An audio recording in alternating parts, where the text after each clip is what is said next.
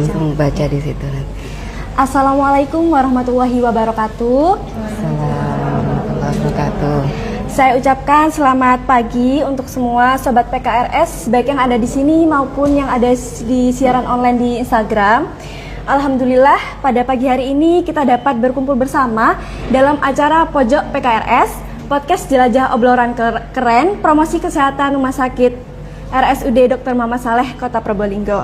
Pada hari ini memperingati Hari TBC Sedunia tanggal 24 April tahun 2025 dengan tema Lindungi Anak dari Tuberkulosis, Pentingnya Terapi Pencegahan TB atau TPT. Maret ya sekarang. Maret. Mohon maaf. Selanjutnya di sini saya sebelumnya perkenalkan, saya Mahasri Ruspita. Saya mahasiswa dari Poltekkes Kemenkes Malang yang akan memandu pada acara pagi hari ini. Di sini saya tidak sendiri, saya sudah ditemani oleh dokter yang super duper keren dan cantik ya. Di sini biasanya kalau Maduranya cantik itu Radin ya, Dok? Waduh. Bukan. Karena saya bukan orang Madura. Oh, bukan orang Madura. Oke, biasanya namanya kalau cantik itu Radin gitu. Oh gitu ya? Iya. Sama orang Madura ta? Saya Madura Probolinggo, Dok, saya. Oke, beliau akan menjadi narasumber kita pada pagi hari ini, yaitu Dr. Ika Maya Suryaning Tias, spesialis anak. Beliau adalah dokter spesialis anak di Rumah Sakit Dr. Muhammad Saleh. Baik, bagaimana Dok kabarnya pada pagi hari ini? Alhamdulillah baik, terima kasih. Puasanya lancar ya, Dok? Alhamdulillah. Oke, langsung saja kita ke pembahasan ya, Dok. Mungkin dari pertanyaan yang sederhana dulu. Oh jangan tanya dulu, saya harus memaparkan dulu ini. Oh, pemaparan dulu berarti ya, Dok. Oke, boleh. Mungkin langsung aja ya. Langsung saja. Iya.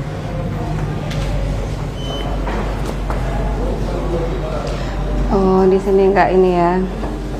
Oh, mungkin sebelah sini berarti. Terlihat jelas ya Bapak Ibu, Mbak-mbak, adik-adik. Ya, Assalamualaikum warahmatullahi wabarakatuh. Alhamdulillahirabbil alamin. Pagi ini kita mendapatkan kesempatan yang baik ini di bulan Ramadan untuk saling sharing dan ini ya, belajar tentang TBC pada anak. Hari ini terutama khususon Hari TB Nasional, Hari TB Sedunia juga, yaitu tanggal 24 Maret 2025. Hari ini kita akan membahas tentang pencegahan TB pada anak. Hal ini sangat penting dikarenakan untuk tingginya insiden tuberkulosis di tempat kita.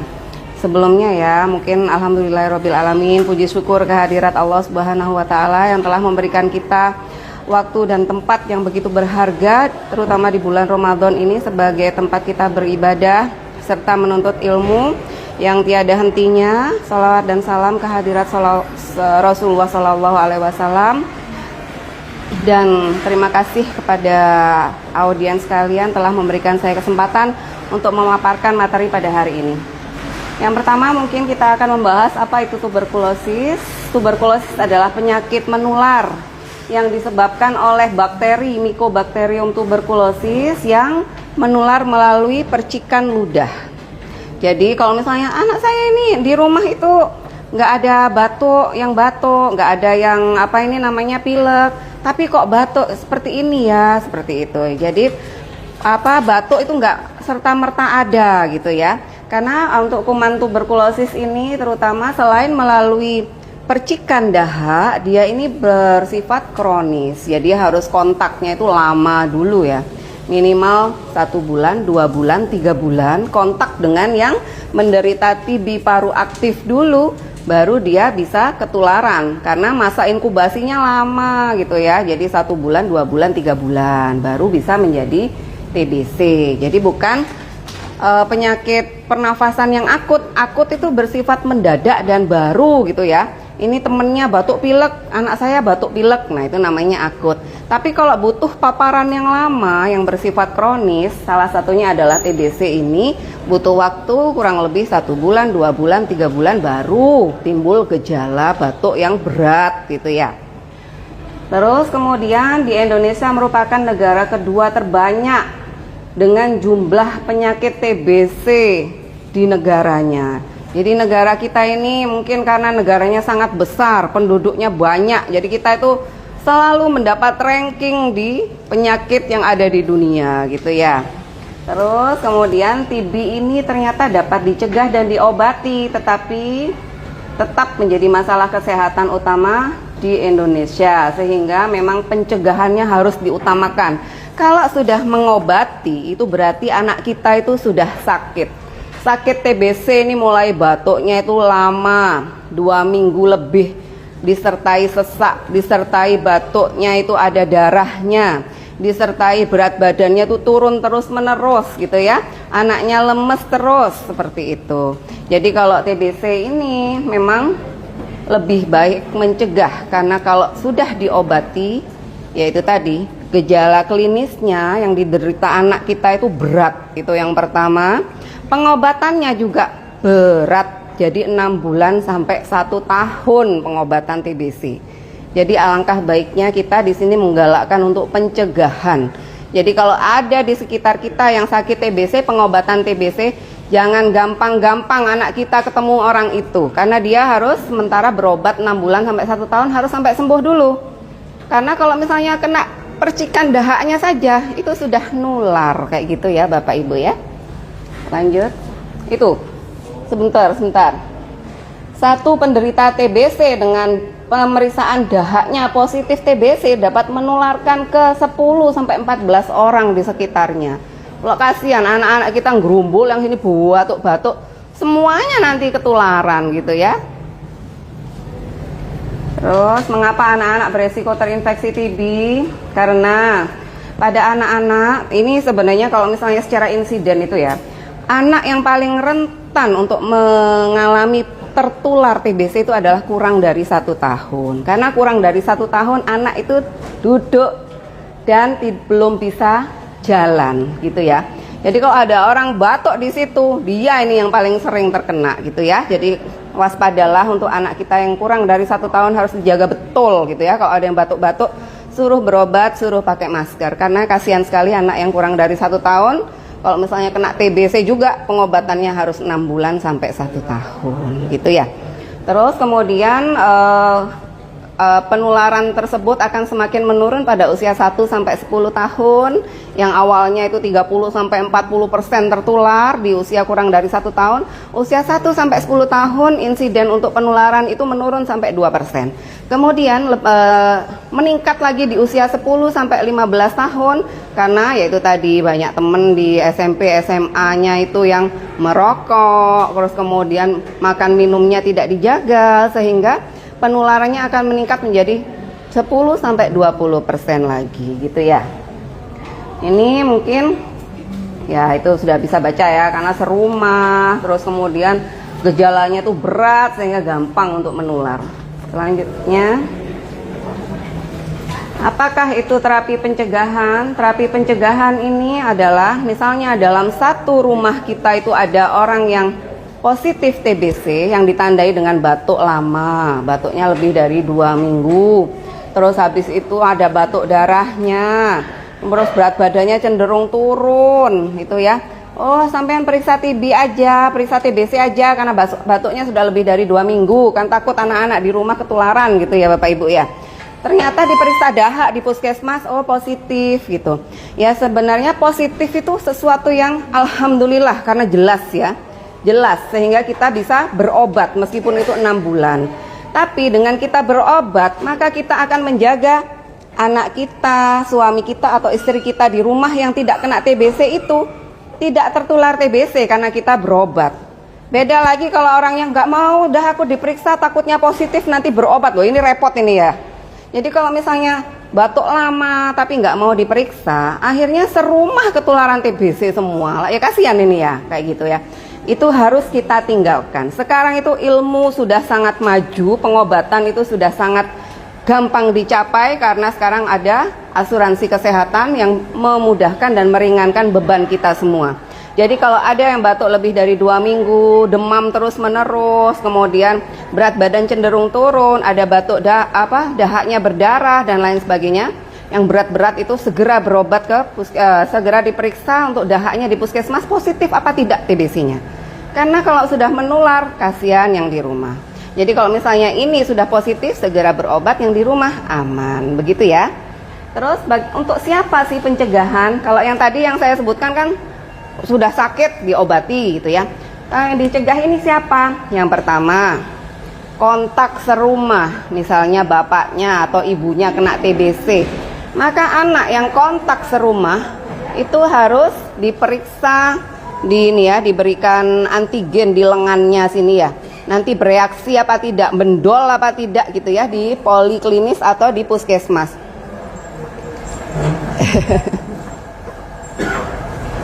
Kalau misalnya dites TBC di lengan itu positif, maka adiknya ini harus diberikan terapi pencegahan. Terapi pencegahannya itu ada 4 macam ya. Yang pertama, pengobatan dengan 1 macam obat selama 6 bulan.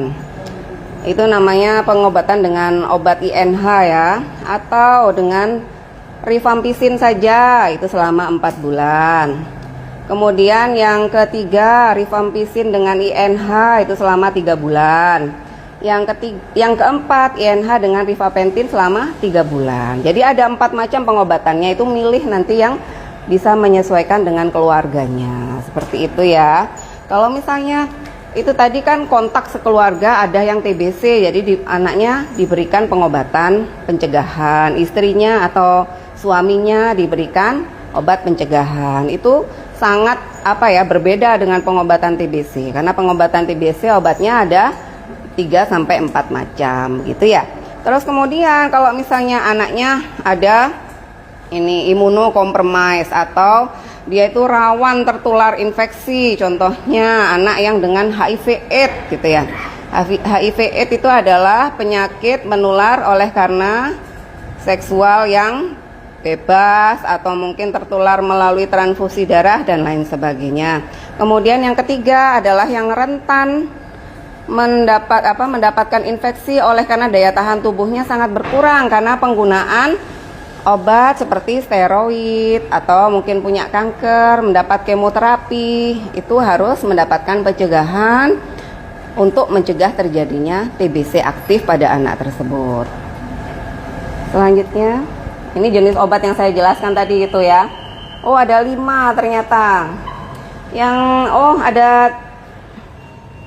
Yang atas itu adalah untuk lini pertama ya. Lini pertama ini ada 4 sebenarnya. Itu yang tersebut cuman 3 ya. Jadi satu lagi adalah obat tunggal rifampicin selama 4 bulan. Terus yang bawah ini adalah untuk TBC yang berat, TB resisten obat. Ini berat ini harus dirujuk ke rumah sakit provinsi. Nggak di sini untuk tata laksananya. Jadi jangan sampai kita menderita TB yang bawah itu. Karena saking berlarut-larutnya sakitnya, nggak pernah diobatkan, nggak pernah diteskan, akhirnya dia kebal sama semua obat yang ada di tempat kita, obat yang ada di tempat kita yang atas. Kalau obat yang di bawah itu nggak ada di tempat kita harus merujuk ke Saiful Anwar atau ke Sutomo. Jadi jangan sampai yang bawah itu gitu ya. Lanjut. Manfaat terapi pencegahan TB.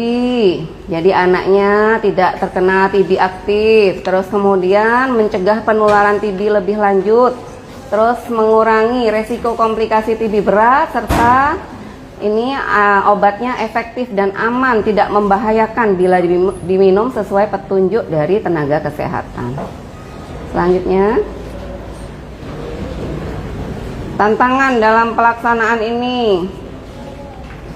Ya, ini biasanya kadang orang tua tuh takut sama efek samping obat. Sebenarnya di sini tuh kalau misalnya dilihat dari TBC sendiri, kuman TBC itu adalah kuman yang sangat berat.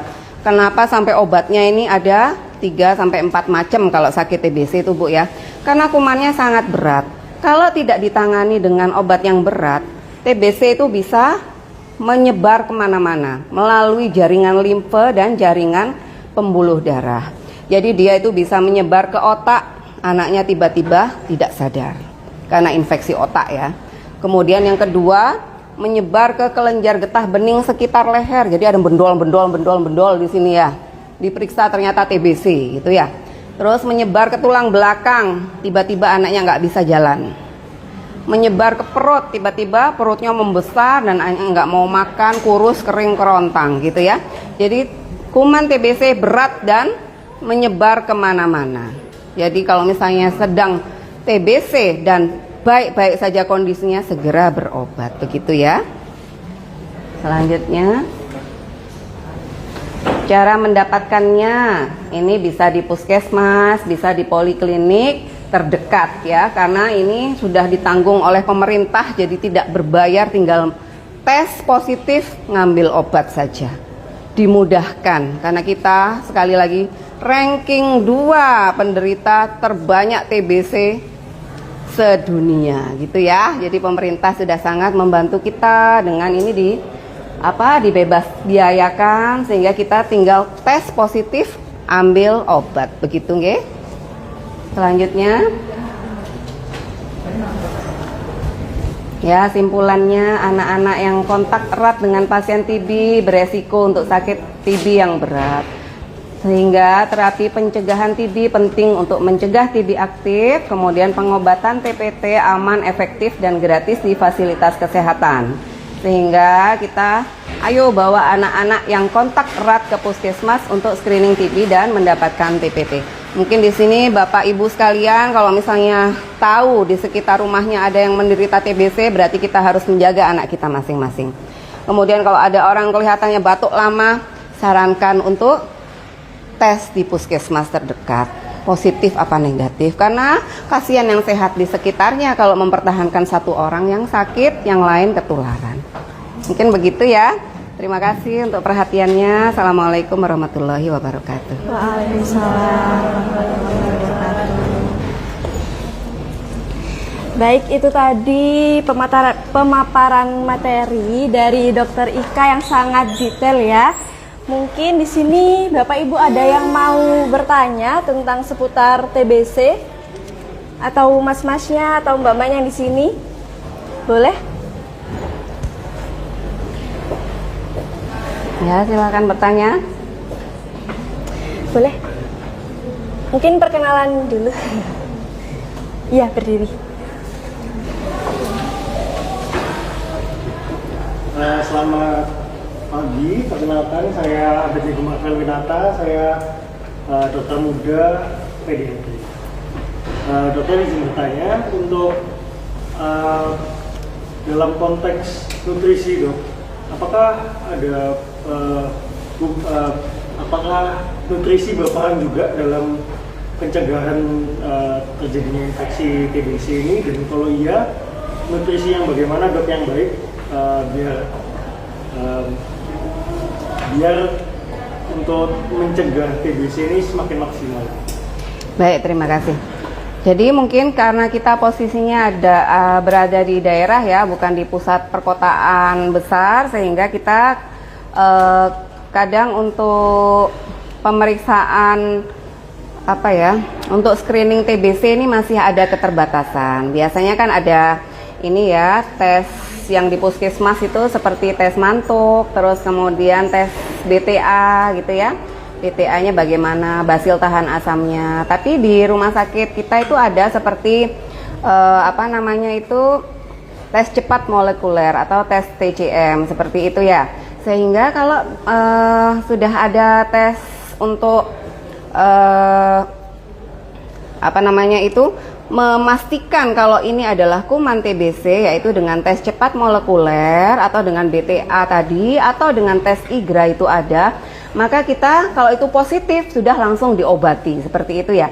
Tapi kalau di tempat layanan kesehatan kita terbatas, tidak ada alat-alat tadi untuk mendeteksi TB, maka kita dimudahkan dengan scoring TB. Scoring TB itu yang pertama adalah batuk lama lebih dari 2 minggu, yang kedua demam lama lebih dari 2 minggu, terus kemudian yang ketiga ini sebenarnya yang utama ya, kontak TB positif.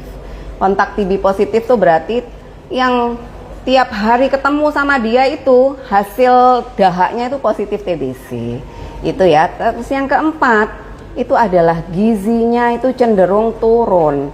Jadi mungkin ini yang ditanyakan tadi itu ya. Selain dengan tes apa tadi, mantuk tes, ronsen dada dan lain-lain, tapi kita bahas tentang gizi dulu ya. Untuk gizinya ini maksudnya masuk dalam scoring TB, scoring untuk positif TBC. Jika ada kontak positif, gizinya tadi itu anaknya cenderung turun, meskipun dengan misalnya, dok anak saya ini kok gizinya kurang terus ya, nggak naik-naik, kok stagnan terus, netep terus, jadi datar gini, status gizinya nggak naik gini, sesuai dengan alur dari status gizinya berdasarkan berat badan dan tinggi badan. Berat badannya itu cenderung datar atau turun, sehingga oh ya sudah, kalau misalnya seperti ini apakah ada batuk? Untuk saat ini memang batuk-batukan anaknya, apakah demam-demam, sehingga diobati untuk batuk dan demamnya, untuk infeksinya, untuk ini apa namanya, nutrisinya juga kita tata laksana. Oh begini, jadi kalau misalnya untuk meningkatkan berat badan, yang gampang di tempat kita itu selain kalori, mungkin di tempat kita sudah sangat banyak. Kalori itu mulai dari nasi, telur, nasi, roti, terus kemudian mie, seperti itu namanya kalori ya, karena isinya nanti akhirnya berubah menjadi gula. Terus kemudian yang kedua adalah protein yang adekuat. Protein ini meskipun dibilang ada protein nabati dan protein hewani atau protein yang berasal dari tumbuhan seperti tempe, tahu, tapi itu tidak bisa dengan cepat menaikkan berat badan anak. Yang bisa menaikkan berat badan anak dengan cepat adalah protein hewani, yang bisa di tempat kita yang gampang itu ya telur, ikan. Kalau misalnya ada lebih juga bisa ayam, daging, susu, seperti itu semuanya protein hewani. Terus kemudian untuk lemaknya, lemak yang baik itu bisa kita dapatkan dari tumbuhan ataupun dari hewan-hewan juga gitu ya. Tapi yang meningkatkan berat badan terutama adalah protein hewani tersebut, terutama ini untuk tumbuh kembang anak-anak ya. Seperti itu. Jadinya kalau misalnya dengan terapi nutrisi yang adekuat ternyata berat badannya tetap tidak naik, wah kita perlu ini curiga anaknya batuk-batukan terus, demam-demaman terus, berarti kita tes untuk TBC-nya. Apakah ada benjolan di lehernya Bapak, Ibu? Oh iya anaknya ada benjolan, waduh ini kayaknya memang ke arah TBC gitu ya. Batuk terus menerus, demam terus menerus, berat badan nggak naik-naik, ada benjolan di lehernya, seperti itu ya. Jadi kita harus waspada. Mungkin seperti itu untuk nutrisi sekilas ya. Baik, bagaimana Mas, sudah jelas? Jelas. Oke, terima kasih dokter. Di sini sudah ada pertanyaan dari siaran online di Instagram dari Dania Hafizah. Assalamualaikum dokter, izin bertanya, apakah pasien dengan TB dengan pengobatan kategori 1, apakah kontak serumah beresiko TB MDR? Oh, multi drug resisten. Ya. Ini pertanyaannya agak berat, jadi mungkin saya jelaskan dulu ya. Jadi kalau multi drug resistant itu maksudnya TB MDR itu adalah TB yang berat yang saya sebutkan tadi itu Bapak Ibu ya. Mungkin kembali lagi slide-nya kayak yang ada obat macam-macam tadi. Jadi kalau misalnya TB yang kita atasi di tempat kita setara dengan kota Probolinggo, Kabupaten Probolinggo adalah TB dengan pengobatan lini pertama. Pengobatan lini pertama itu adalah apabila diperiksa dengan tes cepat molekuler atau tes TCM, yaitu melalui pemeriksaan dahak, itu dia BTA positif disertai hasil tes TCM-nya itu MTB detected, kan gitu ya. MTB berarti TBC-nya itu terdeteksi. Terus rifampicin sensitif. Jadi intinya sensitif rifampicin. Intinya itu yang lini pertama ini. Ini kan terapi pencegahan ya. Kalau terapi pengobatan beda lagi, lebih banyak dari ini obatnya ya. Tapi yang lini pertama itu yang atas ini. Jadi masih sensitif rifampicin. Tapi kalau misalnya di dalam pemeriksaan dahaknya ada tulisan rifampicin resisten gitu ya. Jadi resisten rifampicin, maka dia harus segera dirujuk ke rumah sakit provinsi untuk dilihat apakah dia resistensi terhadap obat-obat yang lain juga. Karena kalau sudah resisten rifampicin dari tes TCM dan tes-tes yang lain melihat dia adalah dari obat yang lini pertama itu tidak mempan, maka dia termasuk TB berat atau TB MDR, TB multi drug resistant gitu ya. Nah itu dia pengobatannya ada di rumah sakit provinsi karena obatnya macam 15 gitu ya. Jadi harus hati-hati betul, jangan sampai kalau misalnya ada yang terkena TBC jadi harus segera berobat. Itu kalau misalnya bisakah orang yang dengan pengobatan TB lini pertama menjadi MDR? Bisa apabila pengobatannya tidak teratur. Bisa apabila terpapar terus-menerus dengan orang yang sakit TBC tapi tidak menjaga untuk sehari-harinya itu. Ini maksudnya yang berubah menjadi MDR yang sakit ya. Berarti bukan yang ditulari ya.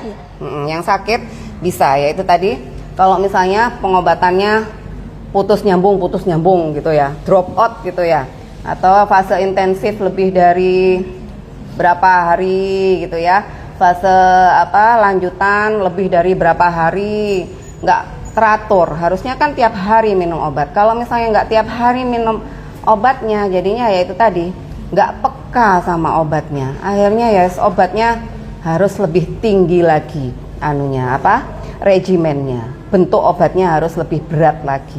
Yang lini pertama aja sudah berat, gimana kalau lini kedua ya? Jangan sampai gitu ya. Jadi kita harus betul-betul berhenti di pencegahan. Karena kalau sudah berhenti di pengobatan, resiko untuk menjadi TB resisten obat juga besar. Gitu ya. Mungkin cukup jelas? Ya, sudah cukup jelas. Mungkin penjelasan saya cukup bisa dimengerti ya. Oke, berarti kalau misalkan kita tidak teratur gitu ya dokter minum obatnya itu bisa naik level gitu ya dok mungkin? Ya, terus kemudian terus kita tidak menjaga kesehatan, misalnya nggak mau makan, nggak mau minum, akhirnya badan kita ngedrop terus.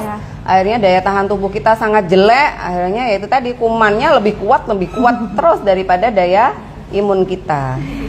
Oke, selanjutnya mungkin Bapak Ibu yang di sini ada pertanyaan lagi mungkin dari keluarga pasien. Boleh Bapak bertanya. Ibu monggo jika ada pertanyaan. Oh ya, monggo. Berdiri Bu. Permisi mau tanya. Iya. Saya kan bolak-balik masuk rumah sakit dari umur 5 bulan. Opname yang kelima kalinya sekarang. Itu karena dijelaskannya karena sering kelebihan trombosit kalau nggak salah. Batasnya 17, pas dijelasin di UGD paling tinggi 17. Terus punya anak saya 28 itu kenapa?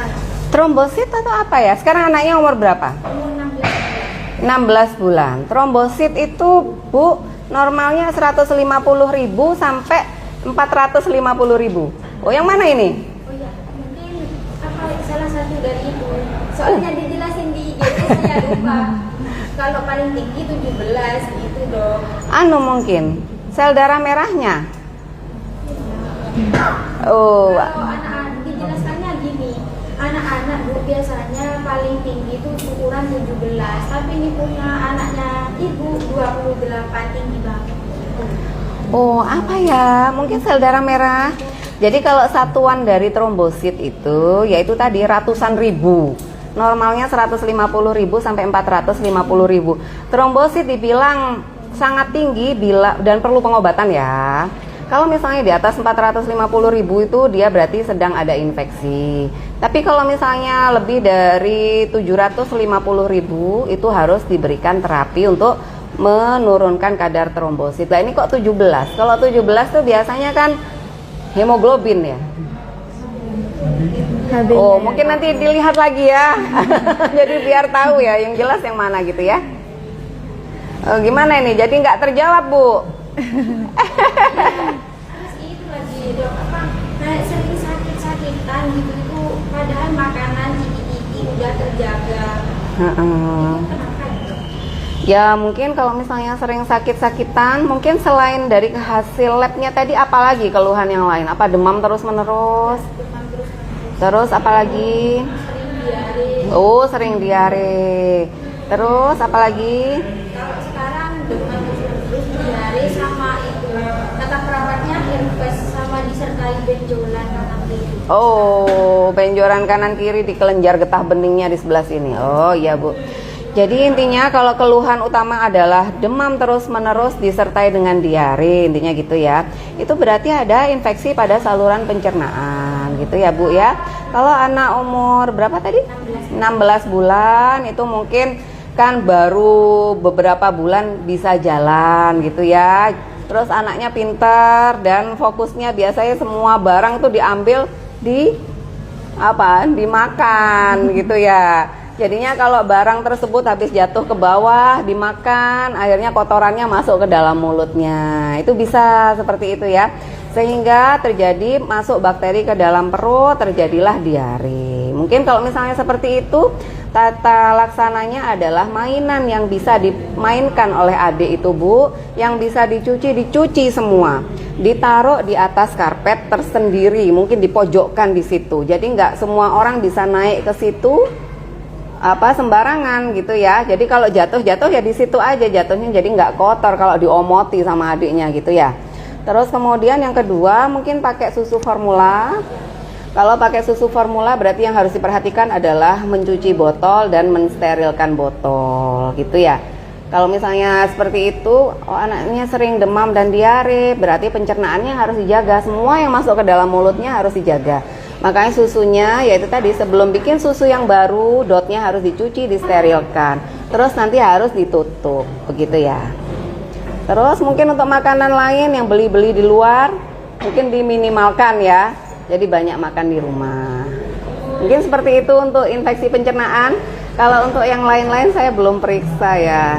Ya, nanti ya Bu ya. Oke, mungkin sudah cukup ibunya mungkin. Ya. Oke.